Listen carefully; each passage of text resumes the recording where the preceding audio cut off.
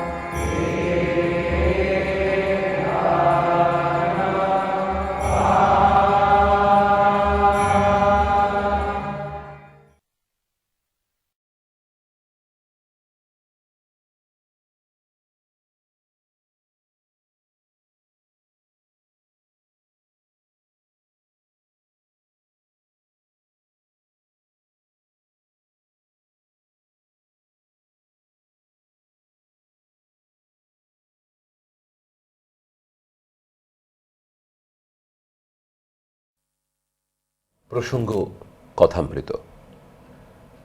জীবনে চলার পথে নানা প্রসঙ্গ, নানা বিষয় এসে পড়ে, কিন্তু সব কিছুকে ছাপিয়ে কেনই বা প্রসঙ্গ কথামৃত। আমাদের ভারতবর্ষ, এর আধ্যাত্মিক ভাব সারা বিশ্বে সর্বজনবিদিত। আমাদের পুরাণ, আমাদের বেদ, বেদান্ত, উপনিষদ, এর তো কোথাও কোনো কমতি নেই। এছাড়াও সারা বিশ্বের দিকে যদি তাকাই, সেখানে অসংখ্য মহাপুরুষের জীবনী, তাদের কর্মধারা, যেগুলো আমাদের অনুপ্রাণিত করে, এরকম আমরা পেয়েছি। কিন্তু এই সব কিছুকে ছাপিয়ে কেন প্রসঙ্গ কথামৃত আজকে এতটা প্রাসঙ্গিক হয়ে পড়েছে, সে প্রশ্ন আমাদের মনে জাগাটা খুবই স্বাভাবিক। মহারাজ স্বতন্ত্রানন্দজি আজকে আমাদের মধ্যে এসেছেন। আমি আপনাদের সকলের হয়ে এই প্রশ্নটি তার কাছে আগে রাখছি, কেন প্রসঙ্গ কথামৃত? খুব সুন্দর প্রশ্ন করেছেন, যেটি এই যুগের মানুষের কাছে খুবই প্রয়োজন, বিশেষ করে যুগাবতার শ্রীরামকৃষ্ণের জীবন প্রসঙ্গে এবং তার কথা প্রসঙ্গে। এই কথামৃতে দেখবেন শ্রীম মহেন্দ্রগুপ্ত, তিনি কথামৃতের প্রথমেই একটি চমৎকার শ্লোক অধ্যাহার করেছেন ভাগবতের গোপী গীতা বলে একটি অংশ, তার থেকে গোপীদের কথা। কি বলছেন? কথাটি হচ্ছে, তব কথামৃতম তপ্ত জীবনম কবিভিরীড়িতম কলমশাপহম শ্রবণমঙ্গলম শ্রীমদ আততম ভুবি গৃণন্তি এ ভূরিদা জনা। এবারে অর্থটা একটু বলুন। অর্থটি হচ্ছে, আসলে প্রসঙ্গটি কেন গোপীরা বলেছিলেন, এটি সেই রাস পঞ্চাধ্যায়ে ভাগবতের রাসলীলার সময় প্রধানা গোপী, আমরা বলি রাধারানী, তাকে নিয়েই শ্রীকৃষ্ণ হঠাৎ অদৃশ্য হয়েছিলেন। সেই সময় অন্যান্য গোপীরা শ্রীকৃষ্ণের অদর্শনে খুব ব্যাকুল হয়ে পড়েছিলেন তাকে দেখতে না পেয়ে। তখনই তারা বলেছিলেন এই শ্লোকটি, যে আমরা তোমার বিরহে একটু মরে যেতে পারি, কিন্তু মরতে পারছি না, কেননা তোমার অমৃতময়ী কথা সর্বদা আমাদের কানে ভাসছে, সেই জন্যে আমরা তাতেই বেঁচে রয়েছি, মরতে পারছি না। ওটাই জীবনী শক্তি, ওটাই জীবনী শক্তি, ভগবানের কথা। আর তপ্ত জীবনম, ওই যে ত্রিধা তাপে তাপিত, আধিভৌতিক, আধিদৈবিক, আধ্যাত্মিক, 3 রকম কষ্টে আমাদের জীবন চলে এই জগতে। সেই কষ্টকে ভগবানের কথাই অমৃতধারায় সিঞ্চন করে শীতল করে দেয়। আচ্ছা, তাই তপ্ত জীবনম কবিভিরীড়িতম। গোপীরা বলছেন যে শুধু যে আমরাই তোমার এই কথার প্রশংসা করছি তা নয়, তোমার কথা পণ্ডিতেরাও শ্রদ্ধা করে, পূজা করে।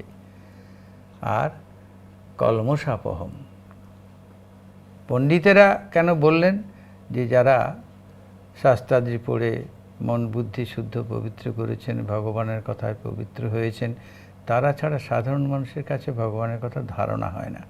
তাদের কতকগুলি দুষ্কৃত বা দুষ্কৃতির কর্মের প্রভাব থেকে যায়, যাকে বলি আমরা পাপ, কলমশ। ভগবানের কথা শুনলে সেই কলমশ নষ্ট হয়ে যায়, সে পাপ নষ্ট হয়ে যায়, মন বুদ্ধি শুদ্ধ হয়, পবিত্র হয়, স্বচ্ছ হয়। তাতে আধ্যাত্মিক চেতনা, আধ্যাত্মিক ধারণা মানুষের পক্ষে সহজ হয়। আর বলছেন শ্রীমত, বলছে যে এত সৌন্দর্যমণ্ডিত তোমার এই কথা, কথার আবার সৌন্দর্য কি? এ তো আমরা সহজেই প্রশ্ন করতে পারি, কিন্তু তা নয়। ভগবানের কথায় তারা হাঁ করে শুনতেন, আমরাও করি। একজন ভালো গান করে, একজন ভালো বক্তৃতা দেয়, তন্ময় হয়ে যাই আমরা তন্ময় যায়। তার মানে হচ্ছে অশরীরী বাক্যেরও একটা সৌন্দর্য আছে, একটা শ্রী আছে।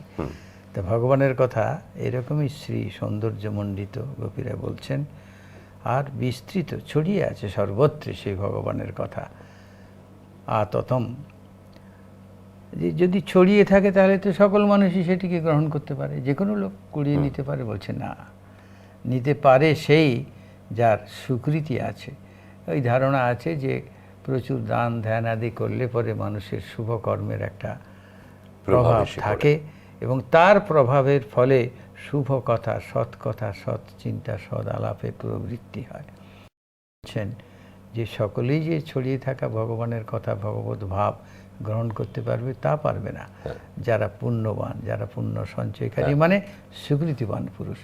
এই শ্লোকটির ভারী সুন্দর অর্থ। হ্যাঁ, আমরা প্রথম যেদিন দেখা হয়েছিল মাস্টারমশাইয়ের সঙ্গে ঠাকুরের, সেই দিনটার গল্প আজকে প্রথম বলবো। আর একটা প্রশ্ন করেছিলেন আপনি যে কেন শ্রীরামকৃষ্ণ কথা অমৃত? ওই যে অমৃতময় কথা এই যুগের মানুষকে শান্তি দেবে, ঠিক ওই ভাগবতের গোপীদের কথার অর্থগুলি, প্রতিধ্বনি এই কথামৃতের মধ্যে রয়েছে। সেটাই আমরা দেখতে পাবো। এবং শ্রীরামকৃষ্ণ জীবনও এই যুগে সেই জন্যই মানুষকে শান্তি দেওয়ার জন্য। প্রসঙ্গক্রমে আরও আসবে, দেখবেন। আজকে যে গল্পটি আপনাদের শোনাবো, ওই বললাম মাস্টারমশাইয়ের প্রথম সাক্ষাৎ ঠাকুরের যেদিন পেয়েছিলেন, সেখানে প্রসঙ্গক্রমে কয়েকজন মানুষের উল্লেখ আছে, যেমন কেশবচন্দ্র সেন, যেমন জোসেফ কুক আছে, সুখদেব প্রসঙ্গ, এবং তার সঙ্গে আছে আরেকজনের, আমি এদের পরিচয় ছোট্ট করে একটু গোড়াতে আপনাদের দিয়ে দিই। যদিও কেশবচন্দ্র সেন আমাদের অত্যন্ত পরিচিত মানুষ, উনি বিখ্যাত ব্রাহ্ম নেতা, ভারতীয় ব্রাহ্ম সমাজ, সাধারণ ব্রাহ্ম সমাজের প্রতিষ্ঠাতা, বহু গ্রন্থের রচয়িতা। সবচেয়ে বড় কথা, ইনি প্রথম রামকৃষ্ণদেব সম্পর্কে পত্রিকায় লিখে তার সম্পর্কে শিক্ষিত সমাজকে অবহিত করেন, শিক্ষিত মহলে আগ্রহের সঞ্চার করেন। এবং কেশব সেনের উপরে ঠাকুর শ্রী শ্রীরামকৃষ্ণের প্রভাব সর্বজনবিদিত। একজন আমেরিকানের প্রসঙ্গ এখানে আছে, জোসেফ কুক। তিনিও তার অত্যন্ত ভক্ত ছিলেন। এবং প্রসঙ্গক্রমে এসেছে ওই সুখদেব প্রসঙ্গটি। কেন তার মনে হয়েছিল সুখদেবের কথা মাস্টারমশায়ের? সুখদেব ছিলেন ব্যাসদেবের অজনী সম্ভূত পুত্র।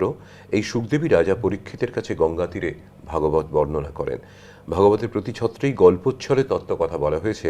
ঠাকুরের বর্ণনা ভঙ্গিও ছিল অনুরূপ, তাই তার ঠাকুরের সঙ্গে সুখদেবের প্রসঙ্গটা তার সবার আগে মনে পড়েছে। 23শে ফেব্রুয়ারির কয়েকদিন পরে রবিবারে প্রথম দর্শন তার হয়েছিল, এবং সেই দিনটির উল্লেখই রয়েছে এই গল্পের মধ্যে।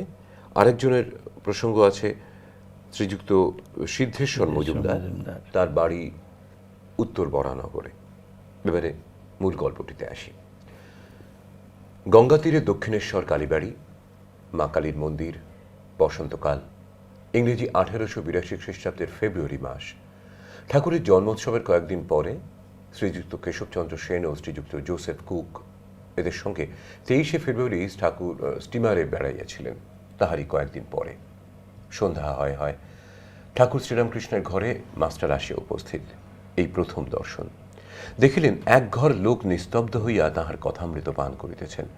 ঠাকুর তক্তপোষে বসিয়া পূর্বাস্য হইয়া সহাস্য বদনে হরি কথা কহিতেছেন। ভক্তেরা মেঝে বসিয়াছেন।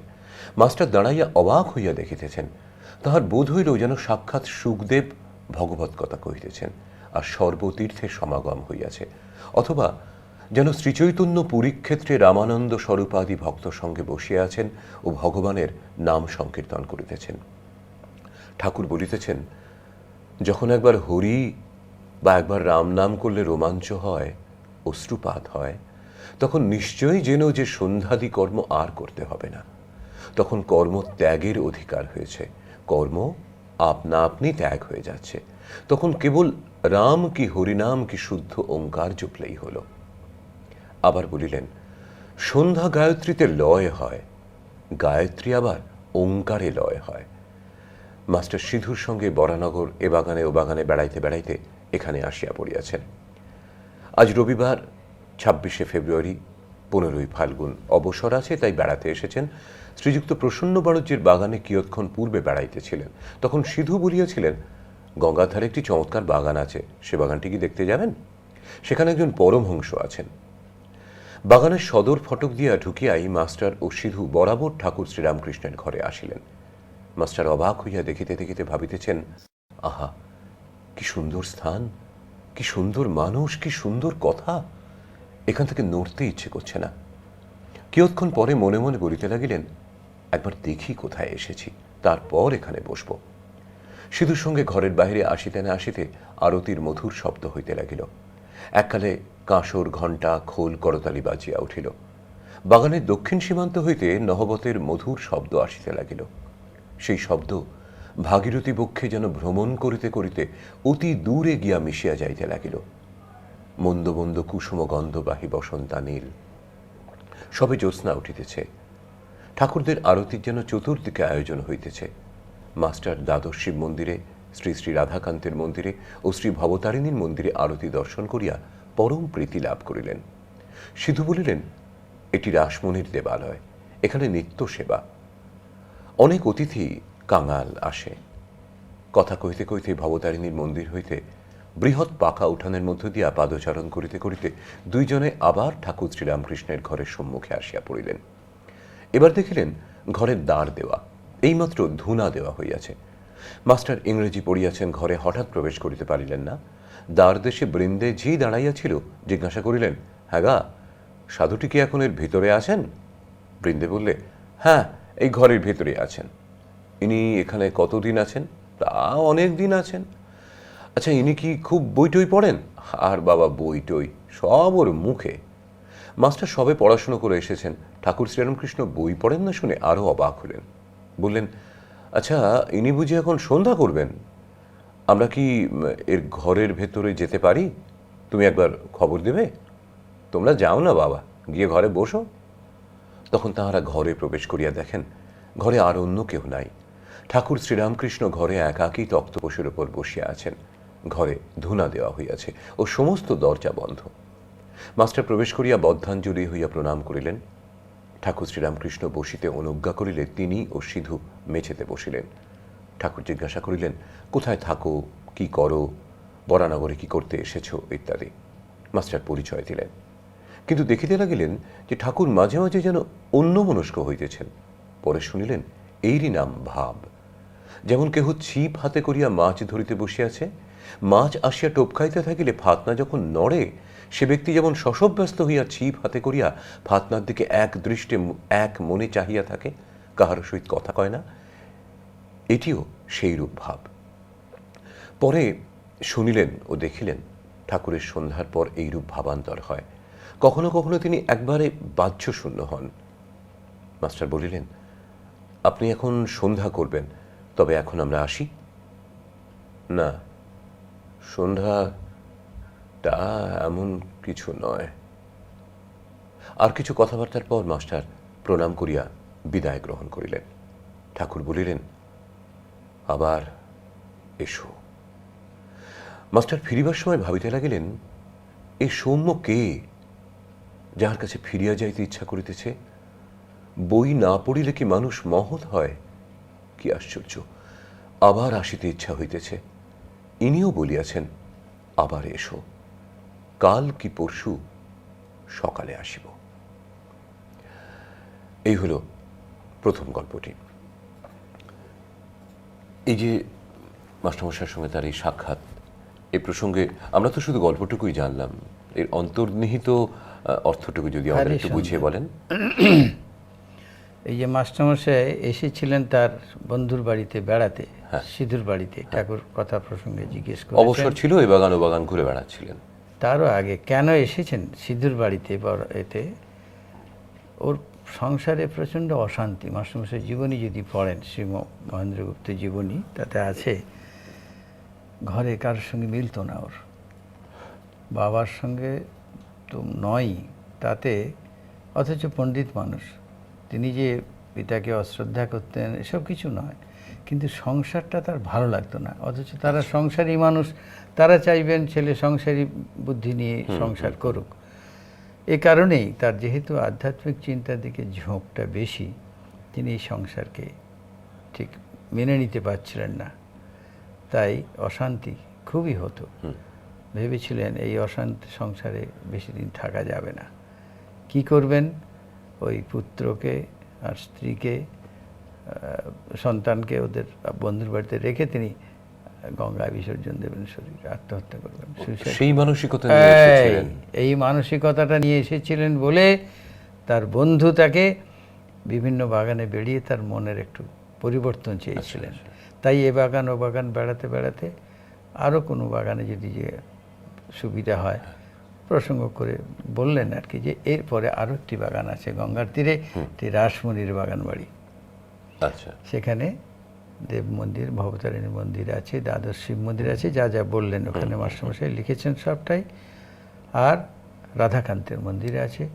এইসব মন্দির দেখলে হয়তো মনের পরিবর্তন হবে, তাই সিধু তাকে নিয়ে এসেছিলেন।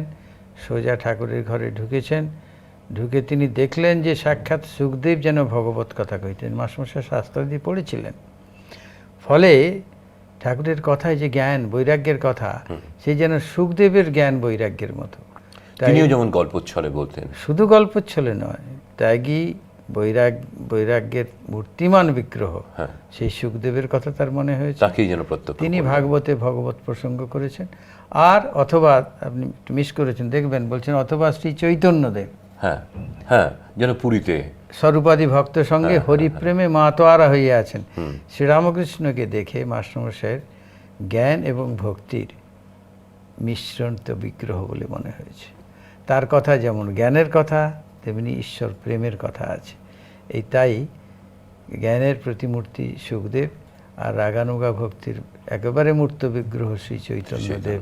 এই দুজনকেই যেন তিনি শ্রীরামকৃষ্ণের মধ্যে প্রত্যক্ষ করছেন। ঠাকুরও বারবার বলতেন, কলিতে ভক্তি যোগী যুগ ধর্ম, কিন্তু একটু জ্ঞান ও মিশ্রা ভক্তি। তার জীবনটাও যেন সেই জ্ঞান এবং ভক্তির মিশ্রণ। মাস্টারমশাই তাই প্রত্যক্ষ করছেন। সর্বতীর্থের সমাগম, জায়গাটি এত পবিত্র বলে তার মনে হয়েছে, তীর্থক্ষেত্রের মতো শ্রীরামকৃষ্ণের ঘরে যেন সর্বতীর্থের সমাগম হয়ে আছে। ভারী সুন্দর সুন্দর প্রসঙ্গের মধ্যে রয়েছে। আজকের সময় থাকলে আরও আলোচনা। হ্যাঁ, একটু বলুন। ওই যে ঠাকুরের ঘরে ঢুকলেন, প্রথম ঢুকেই যে ভাবটি তার মনে হলো, সুখদেব ভগবত কথা কইতেছেন। সুখদেব এসেছিলেন পরীক্ষিতকে ভাগবত শোনাতে, এটা তো আমরা সকলেই জানি।